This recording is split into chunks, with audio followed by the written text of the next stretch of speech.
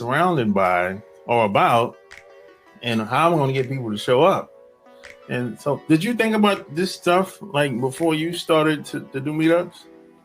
So in Dallas, I didn't really think about that because it was just a group already started. But in Charlotte, especially my networking group, I did think about that. And that's one of the reasons why I created it. Because when I moved here, I didn't know anyone. I had no friends, no support network, and no professional network. So I really wanted to create a meetup group that was focused on people I could relate to, people like myself who are looking to continuously build their professional network and have more authentic, meaningful professional relationships instead of just exchanging a business card. And I was spending so much time researching online for all of these events, going on Eventbrite, Meetup, everywhere. It was very time consuming. So I created a spreadsheet to keep track of all the different events and all the groups, but was realizing, well, if I'm doing all this work, why not create my own group that gives me exactly what I am looking for in a group? So I decided to start my own group, and I've been very happy with it so far. Yeah, that's nice, because I always thought about, because, now there's some people, they might have a corporate job, and they might be a well-known person in their town, in their city.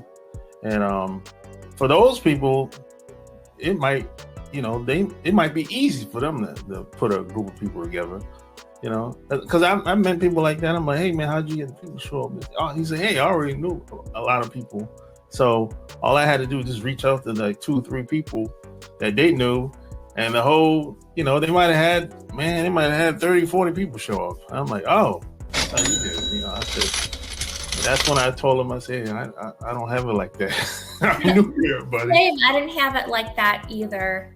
But yeah. I will say SEO on posting your events online has been really successful for me. I've spoken to a few people. I was like, how'd you find out about our events? And they said they were just Googling networking events in Charlotte, and my event was the first one to pop up.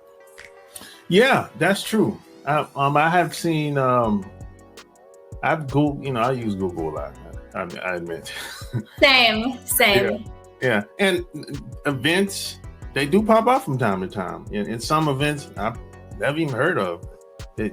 So that does work for sure, So while you were getting your event together, how did you go about doing it?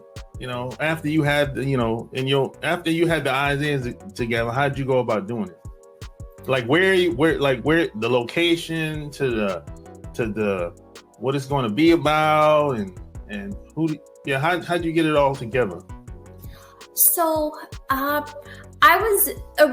wasn't even thinking about hosting events myself. I was thinking about selling that spreadsheet online to other people, starting a business that way, and also creating a support and accountability group. I was really interested in that because I could use some support and accountability myself. That's what inspired me to create the group, because that's what I'm looking for.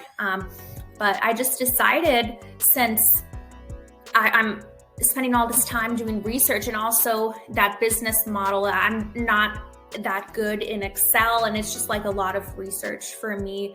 I decided not to pursue that area. So I figured, why not create my own? And I tailored it to exactly what I was looking for. So kind of happy hours, very casual events where people are looking to make friends. And also I wanted, because again, I was new when I moved here. I didn't really know anyone. I wanted to host more frequent meetups as well. So I started doing bi-weekly events, then weekly events. And how I decided on the location, I made a Facebook post about it, asking people what venues they recommended. And I believe someone recommended Charlotte Beer Garden, because I wanted a fun, exciting location. And there's some other networking groups that have their events at different places. So I wanted to make my group stand out and be in a different location. And we actually had our first event on a Friday evening. Oh, mama. Oh, that's my cat, honey. Mama. Hey, girl. And I was asking people if like a Tuesday would be better or a Wednesday, but there's a lot of networking groups who host events on Thursdays. So I decided to go against a Thursday, and I just wanted to be unique. And also being younger, it can be hard to go to events during the weekday. So I just decided, why not try a Friday? And we had a good turnout. I had over 20 people show up to my first meetup. Oh, that's nice. Perfect. Yeah, mostly, you know, a lot of these meetups is usually hit or miss. I've seen. It can. Yeah, because I've heard people say, man, you know, I had like 20 people registered online and 3 showed up. It's true. It can happen. The RSVP to attendee ratio can definitely vary. Yeah, you know. So how do you now? How do you? I guess if let's say you had 20 people registered online, right? And let's say for whatever reason. Sorry, my cat's just playing with some paper. That's cool. Let's say 3 people showed up. Maybe 2 people showed up. Do you keep going at everything is planned, or because you know I've known some people, man, if they registered 20 people and if 2 people showed up, I've seen some people say, hey, it's canceled. You what? So actually my second meetup, I think there was actually around 20 RSVPs and only 1 person showed up, but I didn't cancel the event because I believe in quality over quantity, and we had a really good conversation, and the meetup was cut short, but I wasn't the one who decided to cut it short. He had another event to attend, so he left. But we had a really good conversation, and I believe in staying true to my word. So if I'm hosting an event, I will be there no matter what, unless I'm sick, which I need to think of like a backup plan or a co-host actually for events. Yeah, I see it the same way too.